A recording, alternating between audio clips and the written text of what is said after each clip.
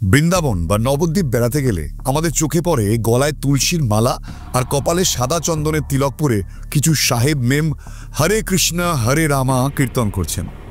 এমনকি বিদেশে গিয়েও অনেকেই এই দৃশ্য দেখতে পান, বা কলকাতাতে বসেও এই দৃশ্য আজকে সবারই পরিচিত হয়ে গিয়েছে। এই দৃশ্য দেখলে আমাদের অজান্তেই আমাদের মুখ দিয়ে বেরিয়ে আসে একটা শব্দ, ইসকন। হ্যাঁ, এই যে এত বিদেশের মানুষজনের মধ্যে আমাদের দেশের সাবেকি প্রেমের ধর্ম, এত আদর যে প্রতিষ্ঠানটার জন্য, তার নাম ইসকন। এর পুরো নামটা কিন্তু আমরা অনেকেই জানি না। এর পুরো নামটা কি বলুন তো? International society for Krishna consciousness. আমরা কতটা জানি বলুন তো এই সংগঠনটা সম্পর্কে? আমাদের ধারণা ওরা শুধু বিদেশিদের মধ্যে কৃষ্ণ নাম প্রচার করছে, আর মায়াপুর নবদ্বীপে ওদের মন্দিরের দারুণ ওই টেস্টি ফুড, নিরামিষ ভোগ পরিবেশন অসাধারণ। আদৌ কিন্তু সেটা নয়। ওদের সেবা কার্যের কোনো খোঁজই আমরা রাখি না।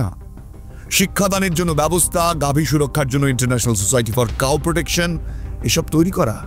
এছাড়াও ইসকন ট্রাইবাল কেয়ার ট্রাস্ট সারা বিশ্বে প্রতিদিন 60টিরও বেশি দেশে 2 কোটিরও বেশি মানুষের মধ্যে বিনামূল্যে খাবারের ব্যবস্থা করা, যার নাম ফুড ফর লাইফ। বা যুব সম্প্রদায়ের মানুষকে নতুন জীবনের স্বাদ দেওয়ার জন্য কাজ করা। এইসব কাজের খবর আমরা কতটা রাখি বলুন তো? কত মানুষ এই ইসকনের হাত ধরে সারা পৃথিবীতে নতুন জীবনের খোঁজ পেয়েছে, এটা যদি আপনি জানতে পারেন অবাক হয়ে যাবেন। অনেকেই বলেন ইসকন তো বিদেশি সংস্থা, কিন্তু যদি আজকে জানেন যে ইসকনের প্রতিষ্ঠাতা কে ছিলেন, তাহলে আরও চমকে যাবেন। এই ইসকনের প্রতিষ্ঠাতা ছিলেন একজন বাঙালি। একদমই। আজকে বাঙালি সেই গর্বের ইতিহাস বলবো। হ্যাঁ মশাই, একজন বাঙালির কৃতিত্বের জন্যই আজ সারা পৃথিবীতে এমন কৃষ্ণ প্রেমের বাণ এসেছে। ভক্তিবেদান্ত স্বামী প্রভুপাদ, আপনারা তার নাম শুনেছেন, বা অভয়চরণ দে, যার নামের মহাবাটির অতুলনীয় কৃতি এই বিরাট প্রতিষ্ঠান। জানেন কি, যে বয়সে মানুষ জীবনের সব কাজ শেষ করে বিশ্রাম নেন বা দিন গোনেন জীবনের শেষ দিনের, সেই সময় মানে 70 বছর বয়সে স্বামী প্রভুপাদ তিনি তৈরি করেছিলেন ইসকন। কিভাবে হলো এই অসাধ্য সাধন, আজকে সেই গল্পই আপনাদের বলবো। নমস্কার, আই এম বোসের নতুন একটা ভিডিওতে আপনাদের স্বাগত। আপনাদের সঙ্গে রয়েছি আমি কুনাল। কিন্তু তার আগে চলুন আগে জেনে নিই কে ছিলেন এই অতুলনীয় মহামানব স্বামী প্রভুপাদ। 1896 সালের 1 সেপ্টেম্বর কলকাতার এক সুবর্ণ বণিক পরিবার, মানে সোনার ব্যবসায়ীর পরিবারে জন্ম হয় অভয়চরণ দের। সেদিনটা ছিল জন্মাষ্টমী। তার পিতা গৌরমোহন দে, তার মা শ্রীমতী রজনী দে। তার পরিবার গৌড়ীয় বৈষ্ণব সম্প্রদায়। গৌড়ীয় শব্দটির মানে হলো প্রাচীন বাংলার গৌড় অঞ্চলের বৈষ্ণব সম্প্রদায় থেকে যে বৈষ্ণব মত ছড়িয়ে পড়েছিল তার অনুসারীদের বলা হয় গৌড়ীয় বৈষ্ণব। যাই হোক, অভয়চরণের গল্পে ফিরি। তিনি পড়াশোনা করতেন কলকাতা স্কটিশ চার্চ কলেজে। সেই সময় কলেজের সিনিয়র কে ছিল বলুন তো?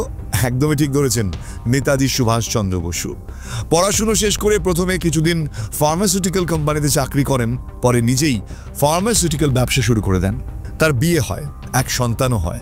পুরোপুরি একটা বাঙালি মধ্যবিত্ত জীবন, কিন্তু এর পাশাপাশি তিনি একটা আধ্যাত্মিক জীবনও যাপন করতেন।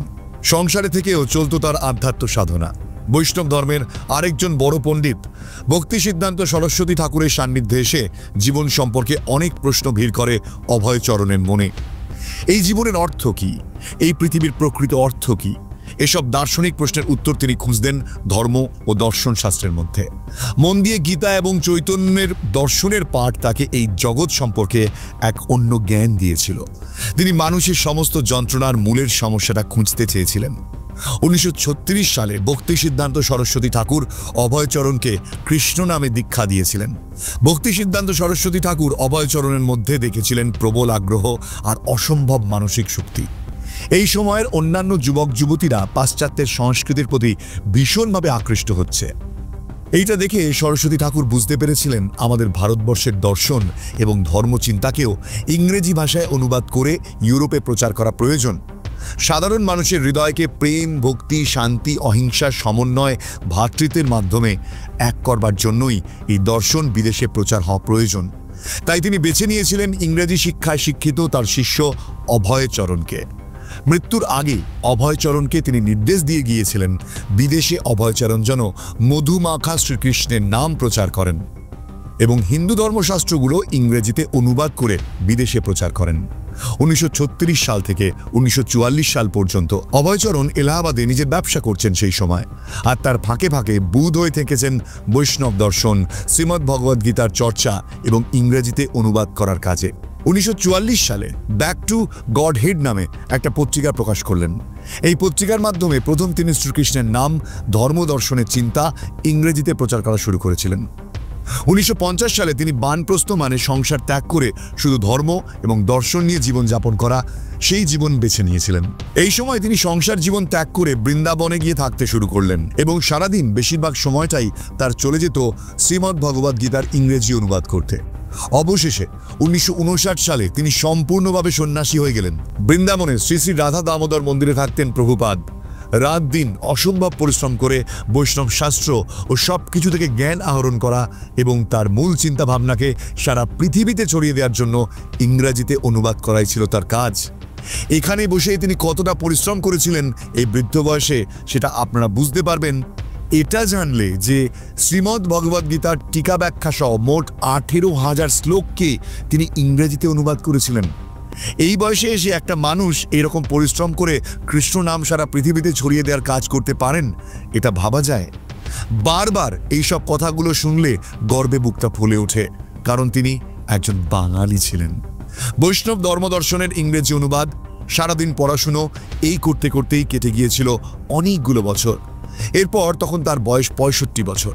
তিনি স্থির করলেন এবার কৃষ্ণ নাম প্রচার তাকে বিদেশে ছড়িয়ে দিতে হবে। প্রস্তুতি নিতে শুরু করলেন স্বামী প্রভুপাদ।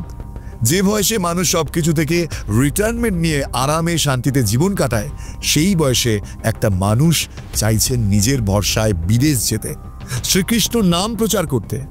এই মনের জোর কোথা থেকে পেয়েছিলেন এটাই একটা বিস্ময়।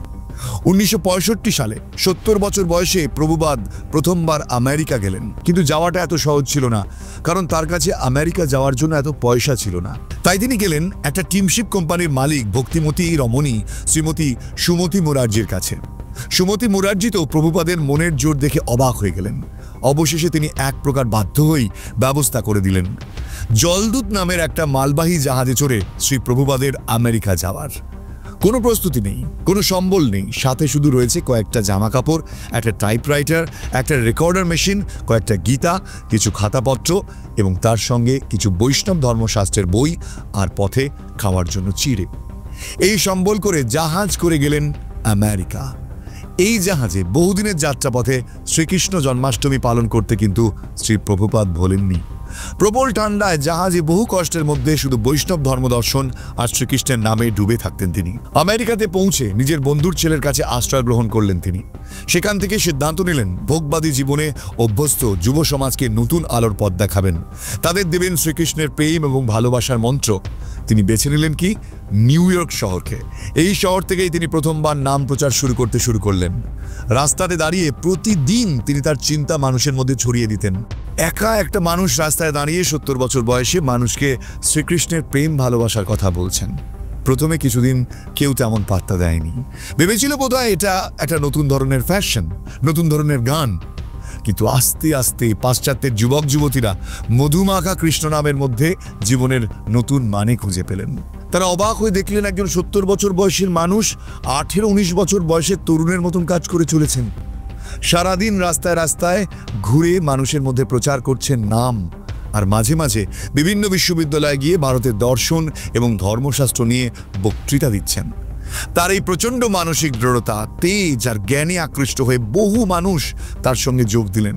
পাশ্চাত্যের যুবক যুবতীদের মধ্যে প্রচারিত হলো শ্রীকৃষ্ণের নাম। এইভাবেই কেটে গেল একটা বছর। 1966 সালে প্রথম আমেরিকার মাটিতে একটা ছোট্ট পরিত্যক্ত দোকান ঘরে প্রথম তিনি প্রতিষ্ঠা করলেন শ্রীকৃষ্ণের মন্দির। আর এই ছোট্ট মন্দির থেকেই যাত্রা শুরু করলো আজকের এই বিরাট বড় প্রতিষ্ঠান ইসকন। 1969 সালের 14 ডিসেম্বর তিনি শ্রী শ্রী রাধা লন্ডনেশ্বর শ্রী বিগ্রহ প্রতিষ্ঠা করেছিলেন। 1966 সালের 8 সেপ্টেম্বর জন্মাষ্টমীর পরের দিন তিনি পাশ্চাত্যে প্রথম দীক্ষা অনুষ্ঠান আয়োজন করেছিলেন। 11 জনকে দীক্ষাও দিয়েছিলেন। 1967 সালের 9 জুলাই সান ফ্রান্সিসকো শহরের রাজপথে তিনি প্রথম রথযাত্রা পরিচালনা করেন। এই ধর্ম প্রচার করতে গিয়ে প্রচুর বাধার সম্মুখীন হতে হয়েছিল তাকে। বহু উগ্র ধর্মীয় মৌলবাদীরা বাধা দিয়েছিলেন, আবার সমর্থনও পেয়েছেন তিনি। J Stilson Judah Harvey Cox, Larry Shinn, Thomas Hopkins প্রমুখ ধর্মীয় বিশেষজ্ঞ তাকে স্বাগত জানিয়েছিলেন, তার অনুবাদমূলক রচনাগুলির প্রশংসা করেছিলেন। গীতায় একটা কথা আছে, স্থিতপ্রজ্ঞা ব্যক্তি, মানে সমর্থন বা বিরোধিতা কোনো কিছুই তাকে টলাতে পারে না। প্রভুপাদ ছিলেন সেই রকমই মহামানব। তাই ইসকন হয়ে উঠেছিল কয়েক বছরের মধ্যে হাজার হাজার মার্কিন তরুণ তরুণীর আশ্রয়স্থল। জীবনে সঠিক মানে উপলব্ধি করতে না পেরে হাজার হাজার তরুণ তরুণী তখন তীব্র নেশায় নিজেদেরকে তিলে তিলে শেষ করে ফেলছিল। ঠিক সেই সময় প্রভুপাদের অমৃতময় জীবনের বাণীতে তারা নতুন করে বাঁচার আশা খুঁজে পেয়েছিলেন। তাই হু হু করে বাড়তে থাকে তার ভক্তের সংখ্যা। এত কম সময়ের মধ্যেই একজন 70 বছরের বৃদ্ধ মানুষ যেভাবে সারা পৃথিবীতে নিজের চিন্তাধারা প্রচার করেছিলেন তা আজও পৃথিবীর একটা বিস্ময়। এই কারণেই সমাজতাত্ত্বিক ম্যাক্স ওয়েবার তাকে ক্যারিশম্যাটিক নেতা বলে উল্লেখ করেছিলেন। সত্যি তিনি এলেন, দেখলেন আর জয় করলেন। এই রকমই ছিল শ্রী প্রভুপাদের আমেরিকা যাওয়া। যেন কোনো ক্যারিশম্যাটিক রাজনৈতিক নেতার মতোই তিনি যুবক যুবতীদের কাছে খুব জনপ্রিয় হয়ে উঠেছিলেন। 1966 সালে একটা ছোট্ট মন্দির আর মাত্র হাতে গোনা কয়েকজনকে নিয়ে যে ইসকন তার জয়যাত্রা শুরু করেছিল, প্রতিদিন তার শ্রীবৃদ্ধি হয়েছে। আজকের সেই সংগঠনকে দেখলে বোঝা যায় কত কম সময় ইসকন হয়ে উঠেছে পৃথিবীর মানুষের কাছে সহজ এক আশ্রয়স্থল। কি আছে ইসকনে শুনলে আপনারা অবাক হয়ে যাবেন। বৈদিক দর্শনের বই প্রকাশ করার জন্য প্রতিষ্ঠিত বিশ্বের অন্যতম বৃহৎ গ্রন্থ প্রকাশনী সংস্থা ভক্তিবেদান্ত বুক ট্রাস্ট প্রতি বছর কোটি কোটি গীতা প্রকাশ করে সারা পৃথিবীর মানুষের হাতে সুলভ মূল্যে তুলে দেয় এই সংস্থা। 2009 সালের তথ্য অনুযায়ী বর্তমানে বিশ্বে ইসকনের 50,000-টিরও বেশি মন্দির এবং কেন্দ্র রয়েছে। এর মধ্যে 60টা খামার সংগঠন আর কয়েকটা সেলফ এমপ্লয়েড প্রজেক্ট সহ 54টা বিদ্যালয়, 90টা ভোজনালয়। বর্তমানে পূর্ব ইউরোপ, আমেরিকা, মধ্য এশিয়া এবং ভারতে এই সংগঠনের সদস্য সংখ্যা কয়েক কোটি। দীক্ষার সময় ইসকনের ভক্তরা 4টে মৌলিক বিধি এবং নিয়ম অনুসরণ করেন। সেগুলো কি? নাম্বার 1, নিরামিষ জাতীয় খাদ্য কৃষ্ণ প্রসাদ হিসাবে গ্রহণ। নাম্বার 2, নেশা জাতীয় দ্রব্য যেমন মদ, সিগারেট বা অন্য কোনো মাদক দ্রব্য সেবন থেকে বিরত থাকা। নাম্বার 3, জুয়া না খেলা এবং অবৈধ যৌনতা পরিহার করা। নাম্বার 4 মানে 4, এই যে আপনারা দেখেন না ইসকনে হরে কৃষ্ণ নাম জপ করে কীর্তন করে, এর যে কি প্রভাব সারা পৃথিবীতে তা আপনারা ভাবতেও পারবেন না। শুনুন আপনাদের একটু বলি, ইসকনের এই যে কৃষ্ণ নামের মিরাকেল সারা পৃথিবীতে কিভাবে জাদু করেছিল।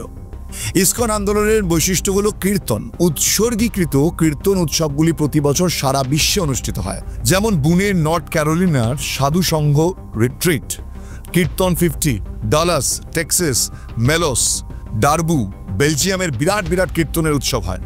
উল্লেখযোগ্য কীর্তনকারীদের মধ্যে রয়েছে জাহ্নবী হ্যারিসন, গৌরাবাণী এবং মায়াপুরীরা, যারা কীর্তন অ্যালবাম প্রকাশ করেছে। স্থানীয় ইউনিভার্সিটি, ভক্তি ক্লাবস, মন্ত্র লাউঞ্জে এবং যোগব্যায়াম ও সুস্থতা উৎসব সহ মন্দিরের বাইরেও কীর্তন সেশন অনুষ্ঠিত হয়।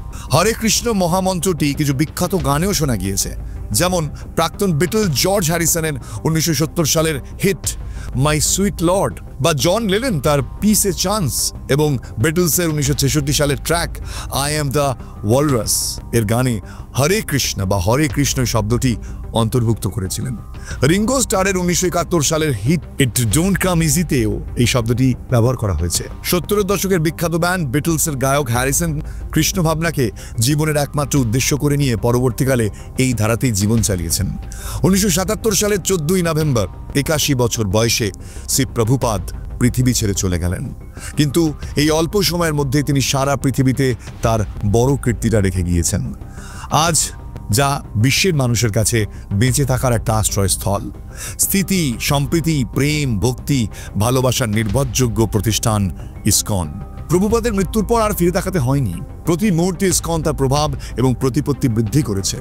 সারা পৃথিবীর বহু দেশে ইসকনের তৈরি কয়েক হাজার মন্দির রয়েছে, কয়েক হাজার স্কুল, কলেজ, শিক্ষা প্রতিষ্ঠান আর জনসেবামূলক সংগঠন।